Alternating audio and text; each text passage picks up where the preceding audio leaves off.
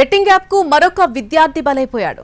Betting లో ₹1,00,000 పోగొట్టుకుని ఉరివేసుకుని ఒక విద్యార్థి ఆత్మహత్య చేసుకున్నాడు. విద్యార్థి పవన్ మసబ్ ట్యాంక్ జేఎన్టీయూలో ఎంటెక్ చదువుతున్నాడు. కొంతకాలంగా బెట్టింగ్ కు అలవాటు పడ్డాడు. దానికోసం తన వద్ద ఉన్నటువంటి ఐఫోన్, రాయల్ ఎన్ఫీల్డ్ బైక్ ను కూడా అమ్మేశాడు. తల్లిదండ్రులు పంపిన డబ్బు కూడా బెట్టింగ్ లోనే పోయింది. దీంతో తన ప్రాణాలు తీసుకున్నాడు పవన్.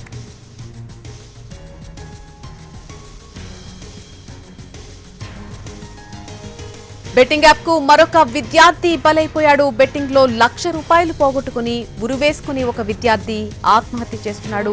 విద్యార్థి పవన్ మసబ్ ట్యాంక్ జేఎన్టీయూలో ఎంటెక్ చదువుతున్నాడు. కొంతకాలంగా బెట్టింగ్లకు విపరీతంగా అలవాటు పడిపోయాడు పవన్. దానికోసం తన వద్ద ఉన్నటువంటి ఐఫోన్, రాయల్ ఎన్ఫీల్డ్ బైక్ ను కూడా అమ్మేశాడు. అయితే తల్లిదండ్రులు పంపినటువంటి డబ్బు కూడా ఆ బెట్టింగ్ లోనే పోయింది. దీంతో తన ప్రాణాలు తీసేసుకున్నాడు పవన్.